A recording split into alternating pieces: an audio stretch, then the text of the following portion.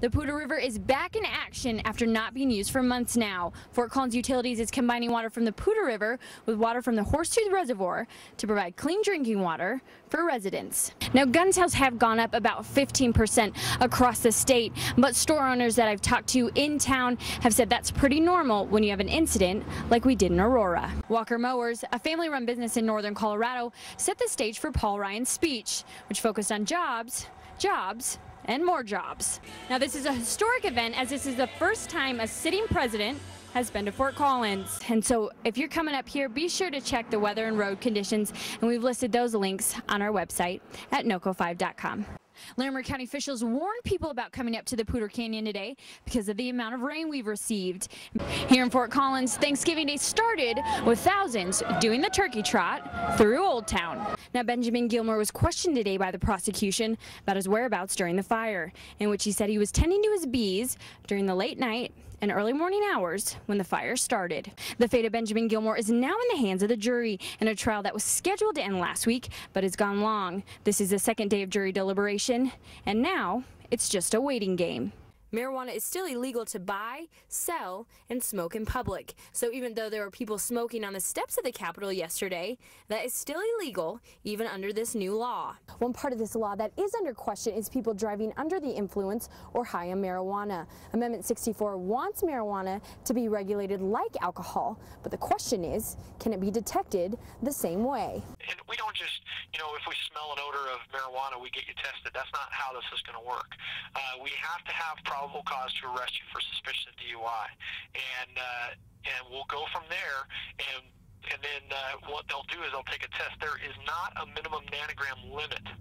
State Patrol Officer Nate Reed said that there are some telltale signs when someone is high, but the only way to be sure is through a blood test, which can take up to weeks, questioning the portion of the law that says it can be regulated like alcohol. Allow those points of view to coalesce and hopefully come up with a set of policies and regulations that reflect at least some consensus.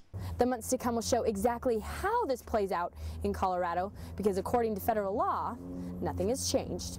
In Fort Collins, Alex Ruiz, Northern Colorado 5.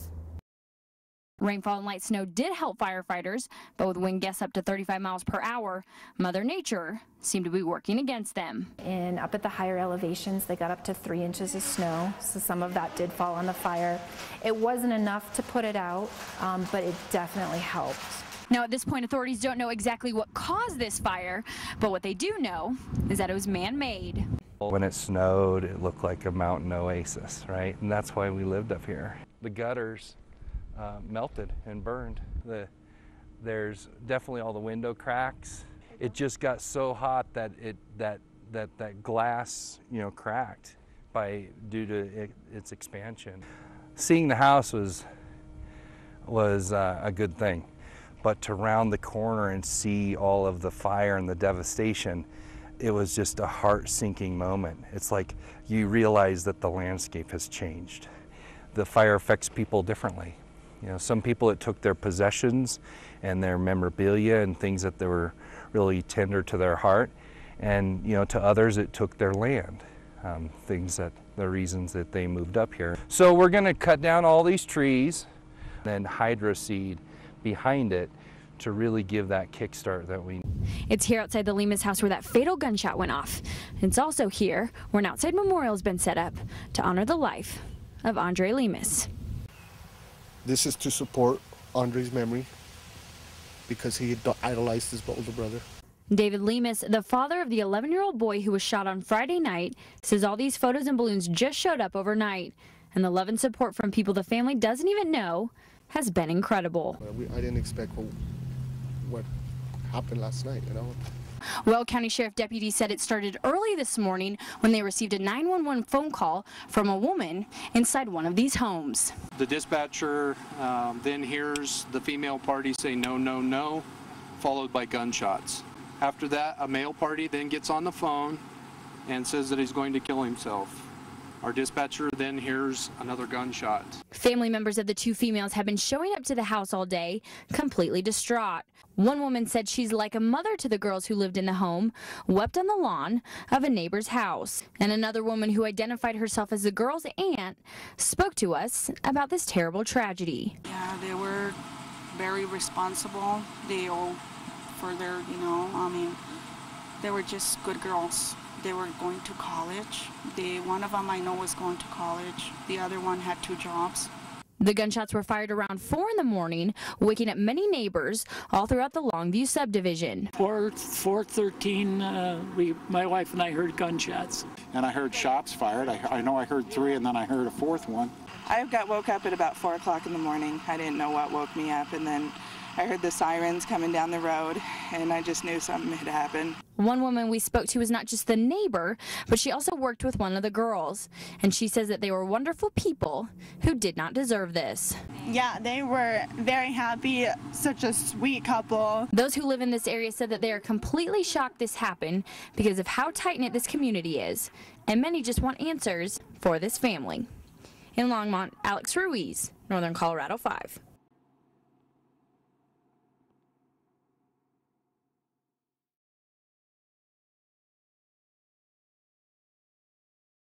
The problem for these farmers is not the lack of resources. Glenn Fritzler has 6 wells on his property. The issue is he's just not able to use them. We're only allowed to pump so many gallons, and once we get to that point, we have to shut them completely off. So our hope is to get some legislative change that allow us to turn these wells back on, so when we do have a drought, we can use these irrigation wells as a backup system to make sure our crops don't dry. Fritzler said that unless different legislation is put into place soon, he and his family might have to call it quits for Fritzler Farms. Come to a certain point where it won't be profitable enough to farm, and we'll probably just end up selling out if things don't change. Now farmers in the area are banding together to see some change and hopefully save their farms. In La Salle, Alex Ruiz, Northern Colorado 5. $40,000 or $50,000 worth of original art. My wife is much more on the emotional side, and even today she'll suddenly think of something that she said, like 2 days ago, she was suddenly sitting there thinking about something. She says, I didn't get the baby books out. And just, broke into tears. And she said, of all the things I could have gotten out, why didn't I get the baby books out? When the family first came up to the property, they were able to dig through the debris and find small items that didn't get destroyed. But for the most part, everything got completely burned. And she came up and said, are you guys going to rebuild? And I said, of course we're going to rebuild. Why wouldn't we? We love this place. You couldn't, we've said all along, you couldn't dynamite us out of here. Since Joe and Dee are certain about rebuilding on this land, they had a demolition crew take a look at their property today and assess the damage. Until the house is completely rebuilt, they plan to live in a trailer on the property. In Larimer County, Alex Ruiz, Northern Colorado 5.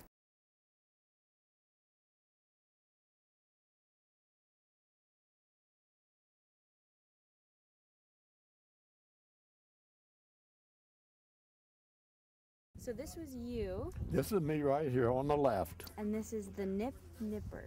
Nipper. John Mahalik flew 37 missions with the LA Beat Crew doing low-altitude bombing in World War II. And today, he completed his 38th mission. I was 23 years old, and I was the oldest man on the crew. We would go out at night, search for enemy convoys.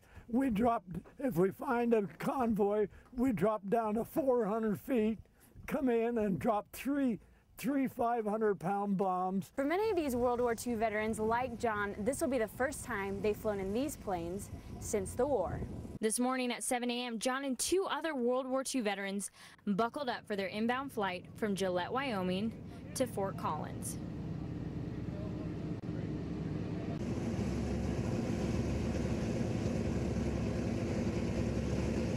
During the flight, John crawled to the nose of the plane and for 10 minutes sat one last time in the same spot he spent as a young 23-year-old soldier.